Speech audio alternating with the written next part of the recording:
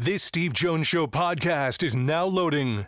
The Steve Jones Show podcast is presented by Sunbury Motor Company, Purdy Insurance, Brewers Outlet, and NIL Game Changers.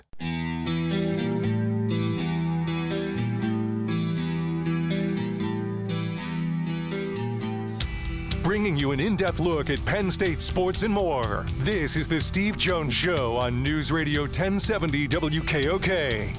The Steve Jones Show is presented by Brewers Outlet, NIL Game Changers, Sunbury Motor Company, and Purdy Insurance. Now from the Sunbury Motor Studio, here's Steve Jones. This half hour is brought to you by NIL Game Changers. The ultimate destination for name, image, and likeness opportunities for both athletes and businesses. Visit NILGameChangers.org to start your journey today. And, of course, we're in the Sunbury Motors studio. Sunbury Motors, 4th Street in Sunbury. Sunbury Motors, Kia, routes 11 and 15 in Elmels Wharf, and online at sunburymotors.com. So John Stern and Neal Coolong now joins us. Tuesdays with Neal is always must-listen-to radio. Sir, welcome.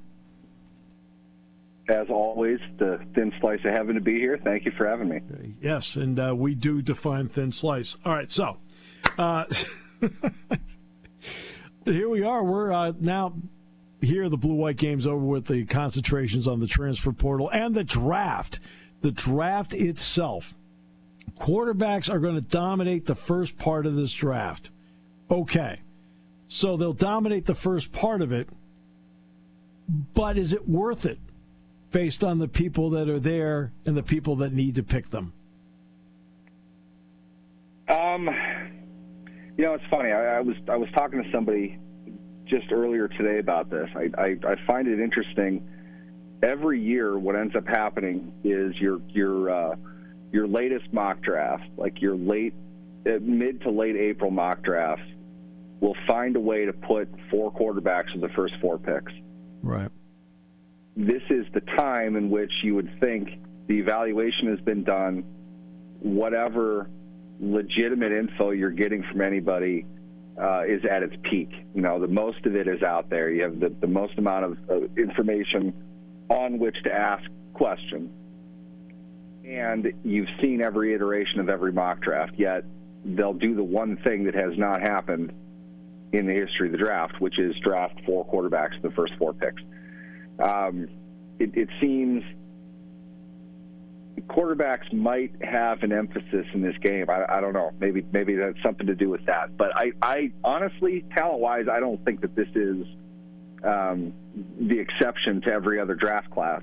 I don't think this group stands out all that much. I think there's one at the top that we know of for sure. I think 2 through 4 you can probably separate fairly easily, but I don't think 2 and 3 are as great of prospects as people think that they are. Now, I think there are 3 teams that would love to have a quarterback, and I think the team drafting 4th isn't one of them. Their reasons are their own. And that's a situation which a team that really values that 4th quarterback is in a position to move up, especially if it's not too far. I mean, the one I'm referencing has the Giants jumping up 2 spots to grab J.J. McCarthy. Right. The question you have to ask yourself, as far as if you're the Giants, the Cardinals are sitting there, and they're probably going to talk to every team this week. If you're the Cardinals, you would love to be able to move down to get one of the 2 players I would assume would be at the top of their board. Right. It makes sense for them. For the Giants, they're paying Daniel Jones a lot of money. They can get out of the contract, which is to say they can take a lot of dead money that they've already paid the guy to not be on their team after they trade up to draft a guy at 4. And they're going to give up assets for the right to do that. Yep. Higher scenario, that fits with J.J. McCarthy? To me, I don't think it does. I think J.J. McCarthy is probably a 10, 11, 12 level pick in the draft. Mm-hmm. I don't think that he will be unsuccessful in the NFL, although most of them aren't. I just don't see a whole lot of exceptional ability and projected ability coming off of him to justify giving up that much at a time where, granted, the general manager didn't draft Daniel Jones, but he paid him. So it's a situation where I don't know why the Giants would do that. I don't know why the Cardinals would want to move down to where the Broncos, 9, 10, somewhere in there, or the Vikings at 11. I don't know if they want to move down that far, or why Denver and Minnesota would feel they have to move up that far to get McCarthy. So to me, I think there's a lot of hype going on, and I probably just bashed J.J. McCarthy a lot more than I really feel about him as a player, but I don't think that happens. And to be honest, sub out McCarthy, I might even say the same thing about Drake May. I don't think Drake May is everything he's made out to be, although there's a lot of potential there. There's a lot of physical skill there, but there's a lot of rough tape too. I don't think he's a day one plug-and-play kind of guy. Do you want to give up assets for somebody like that? That's really the question. I understand where Patrick Mahomes came from. I understand the teams traded up, the Bills traded up for Josh Allen and let him, work into the type of player he is now. There's something to be said about that, but you have to be pretty sure about somebody, and players like that have exceptional traits. I'm not sure J.J. McCarthy has exceptional traits. Drake May is a lot closer to that, but I don't know. Simply put, I don't think quarterbacks are going 1 through 4, but as usual, I think they're going to be kind of the linchpin of the draft. That's just sort of how it works. Right. Movement will occur. We'll see that. It wouldn't surprise me if today, tomorrow, soon, we see somebody that moves up, and the target of that is probably going to be a quarterback, though I would say in a lot of ways, just based on who is where, the Cardinals kind of own the draft. Barring a trade, I think we kind of know who 1 through 3 is most likely to be, and I don't think that any of those 3 teams will be interested in a trade. So I think 4 with Arizona is kind of the place to go. I don't know entirely if they would want a quarterback there, but you never know with the draft, except for the fact that quarterbacks just don't go 1 through 4. Right. So now and this will be a tough question to answer because Neal and I don't talk about topics ahead of time. But give me, regardless of position, 3 guys that would be at the top of your board that you could build around. Which 3 guys might fall into that category where, you know what, it may not, it could be a quarterback, but if it's not a quarterback, doesn't matter. That you're like, you know what, I think that guy could step in and play now.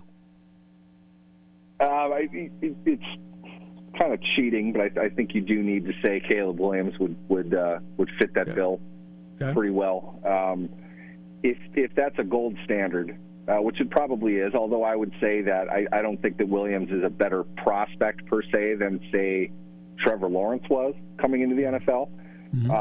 That isn't to say that I think one is better than the other. I just think that Lawrence has better fundamentals overall than Williams has at this point in his career. If I was betting on one versus the other to make a Pro Bowl, I guess, I don't know how else you'd quantify that. Lawrence, going into his rookie year, would be my pick over Williams. So Williams, boatload of arm talent. You love what you see from him. I don't know why. I mean, Marvin Harrison, I think, is about as accomplished and as known a wide receiver prospect as I've ever seen in a draft. And I've said that a couple times in the last 10 years. You and I have talked about this. It's remarkable how much that position has improved in this generation. Yeah. I remember saying when I was doing work covering the Steelers, I remember watching Odell Beckham and walking away from it thinking, like, this is the best college receiver I've ever seen. I mean, he does everything well. And that wasn't the case. They weren't really like that when they first came into the league. Rookies didn't contribute all that much. He blew up right away. He's just a phenomenal all-around player. And I've probably seen 5 better than him in college since then. And I think Harrison's probably one of them. But the real thing is Adunza is probably the same, on the same level as is Malik Neighbors.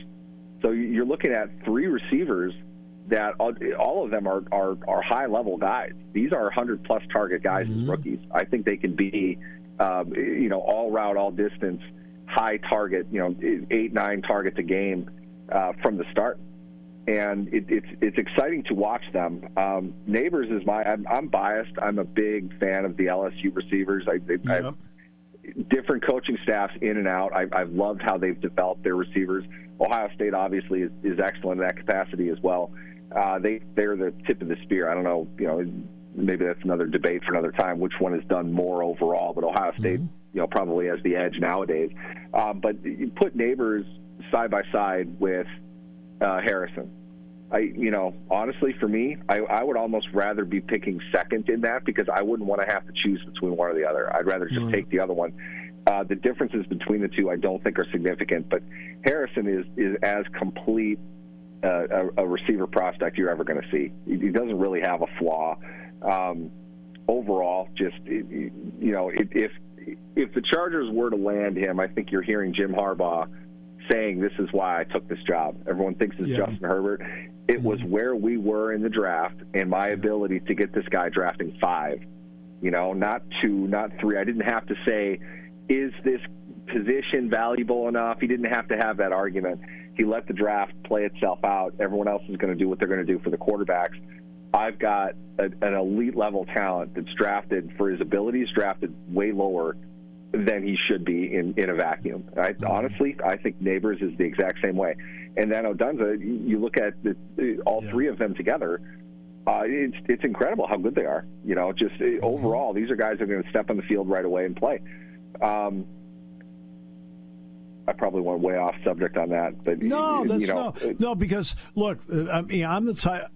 Penn State has to get ready to play both Ohio State and Washington this year. I was very pleased when putting my charts together to get started that Marvin Harrison Jr. and Odunze are both going to be going to the NFL. I thought that's good. All right, I thought that was a big plus. Harris. Now the other two I haven't seen in person, but Harrison I've seen a lot of the last couple of years. And, I know how badly in the recruiting process Penn State wanted him for obvious reasons. He's from Philadelphia. And he's smooth, has hands. I think I only saw him make a one drop in 3 years, maybe. And he gets himself open. I'm not saying he's a 4-3 guy, but he gets himself open. I think he gets himself open because he's so precise. Yeah, just you see a highly advanced, I think the common thought is this guy's got the right size, he's going to test at the right speed and agility, and you see him making highlight plays. But with Harrison, it's so much more. You got to recognize the focus he had. Everybody in the country knew how big of a player he was. He was getting everything, and he fought through it. He fought through a double team every time he moved off the line. He took on triple teams. He was still highly effective in that regard, even though it's clear and obvious that this guy is such a weapon. You have to get him the ball 14, 15 times a game. Teams know exactly what's going to happen wherever he is on the field. And he was still dominant. And it's really not – he has exceptional physical traits for sure, but it's exactly as you put it. He has this incredibly rare level of footwork, certainly for his age and experience, although he's got plenty of experience now. He got the ball a ton throughout his college career, but he's just so perfectly fluid and balanced. A guy like that can do anything on the field. He's not Randy Moss running vertical routes, but he can sell you on something inside and beat you to the outside and make a play down the field. He can run a hard slant, which I think between those two routes is really where the position is defined. If you can do both of those things, you are a very dangerous player, because you can't just lean on one type of coverage all the time. He can go anywhere. He can play off the line. He can play off of coverage. He can play through press. There's nothing really that he can't do. And I can't get over the fact that he's probably going to go 5 by all accounts, although I would argue Arizona stays put and just takes him at 4. I don't know why you wouldn't want that. Didn't Larry Fitzgerald go 4? Yeah. I think Arizona knows something about receivers at that pick when they can do everything, which, to be honest, even for Larry Legend, he wasn't that accomplished of a receiver. He was really good. He was really big, but not the athlete that Harrison is. Doesn't have the balance, the fluidity, the route running ability that Harrison has. he's well more advanced than a first ballot, complete 100% unanimous Hall of Fame receiver from 10 years ago. I should say 20 when he was drafted, but a remarkable player overall, and one that I think defines really the talent of this draft overall. I don't think it gets more talented than him. All right, so now let's another wide-ranging question here. At the Peach Bowl, Jack Ham was talking to the players. And on the back, we rode on the defensive bus into practices and so forth. He was talking about the draft, and he said, look, when the season was over, we played in a couple of all-star games, and then the draft was a month after the season was over. And they looked at him like, what? No combine? No pro day? He goes, no, there's no combine, no pro day. Right? So now, of course, there's the combine, the pro day, the measurables. They bring you in to work out and so forth. And the draft is at the end of April. In some ways, just in terms of the thinking process, Neal, is this too much time for the scouts and the general managers to overthink everything out there? I think that's up to them. You hear people saying that all the time. I mean, the schedule is the schedule. You know what it is. You can certainly put a lot more into a decision than you probably should. And it's not so much that the information could be incorrect, but it's more if you have the ability to determine further ahead of time the route you want to go, you'd want to do that and then prepare alternatives. You know, I would think that would be the way to go. I say that because they can come to an idea, and they probably do pretty quickly in the process, the general positions that they'll want to address. And from there, you're going to whittle it down to the players and their value based on your scouting, what round you put them in, and come up with, you know, generally speaking, these, call it 30 players that you're really looking at, and then focus on the alternatives from there. But I do think there comes a point where you can talk yourself out of measurable, noticeable, reasonable differences between one player and another. You should, in my opinion, have a lot of that ironed out. Now, if you want to put it down to a couple conversations in, to put it mildly, unique scenarios, like going out to dinner with a head coach and a general manager of an NFL team after your pro day workout. That's not a common day for a college kid, I wouldn't think. If you want that to be your guide as far as their character, their personality, everything like that, I guess you could do that. But summarizing it all, putting it all together, it almost seems like you really need to put the emphasis on the character that you're finding out when they think nobody is watching, what they're like when asked more difficult questions. There's something about how they might respond to that, and then just kind of keep your ear to the ground. You know, I don't think college is a place that you can hide real well. You know, people are going to know, and they're going to talk about you. So pay attention to that, and they do. You know, I understand people are going to think that that's sleazy, but reality is it's a multi-million-dollar investment, and it's one that they could very easily lose their jobs if they get wrong. So they're going to utilize whatever's out there for them. I wonder, though, you're not talking yourself into a red flag in this situation. So it's more like, for the people that haven't ruled themselves out yet, they're all going to seem like the greatest people on earth. You know, to the degree that you want one over another, ultimately, I think it comes down to just a gut feeling, and probably weighted more heavily with, our team needs this now and next year more than we need this other guy. So you can get into a lot of, internal conflict trying to talk yourself into or out of any one player. But I want to think they know every scenario that's going to come up that's going to land them one of these 5 players.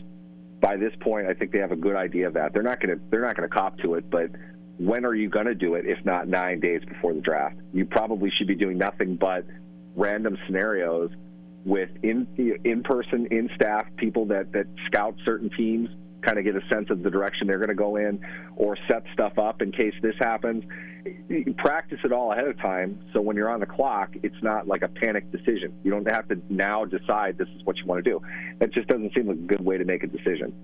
So I think they can talk themselves out of it, but I think the smart teams prepare with a good idea in mind who it's going to be prior to going on the clock. And then, of course, you don't know what's going to happen. So I think we've talked about this at one point. I had a source inside the Steelers organization that said they had the framework of a trade agreed to, but not finalized by both general managers between the Steelers and the Jets back in 2012. The Steelers were moving up from 24 to 16, and their target was David DeCastro. The Jets had their thought was they had kind of a wild card edge rusher that they wanted to draft that felt he would go probably until 24. So if they're back at 24, they felt pretty good they'd be able to still get their guy. So that's an ideal trade situation.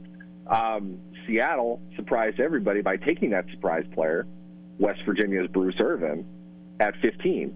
So the Jets at that point said, no, deal's off. We're going to take Quentin Copples at 16. So the Steelers didn't have their trade. Just through that story alone, you can see the Steelers had a target, somebody that they felt if he fell to a certain spot, they're going to go up and get him. And I think that's the thinking you need to have when it comes to the draft. We don't always just sit here and just run down hey, Neal, let's do a mock draft. We actually talk about some meat and potatoes here. So now, next week we'll talk more about different players and scenarios with the draft. You are the best. You know it. At least in my opinion, you are. Absolutely. Thanks for having me, guys. Neal Coolong. All right, this half hour brought to you by NIL Game Changers. Go to nilgamechangers.org to start your journey today on News Radio 1070 WKOK. Spring has sprung, and it's time to dust off those insurance policies. For over 100 years, the Purdy Insurance Agency has been protecting families and businesses of the greater Susquehanna Valley and beyond. With the experience of our trained and knowledgeable staff, you can rest assured that your needs will be evaluated and met by some of the industry's best representatives. No matter what your insurance needs are, call Purdy Insurance today at 570-286-5855 or visit our website at purdyinsurance.com to see what we can do for you. When car repairs get difficult. Well, I just don't know. Me neither. We get good. Sunbury Motors. More than quality new and used cars, Sunbury Motors specializes in complicated auto repair diagnosis. They can handle intricate repairs and even complete auto body with service open Monday through Friday, 7 till 4. And Sunbury Motors has made simple repairs easy. Maintaining your vehicle is necessary. Finding the time to do it is difficult. Welcome to Sunbury Motors Quick Lane. Just walk in or call ahead. Relax in their remodeled waiting room with Wi-Fi, beverages, and snacks. While Sunbury Motors factory-trained techs take care of your oil change, tire alignments, brakes, and inspections. Quick Lane, 6:30 to 6, Monday through Friday, Saturday, 6:30 till 2. Sunbury Motors, Ford and Hyundai, North 4th Street, Sunbury. And Sunbury Motors Kia, routes 11 and 15 in Hummel's Wharf. We take the out of auto repair.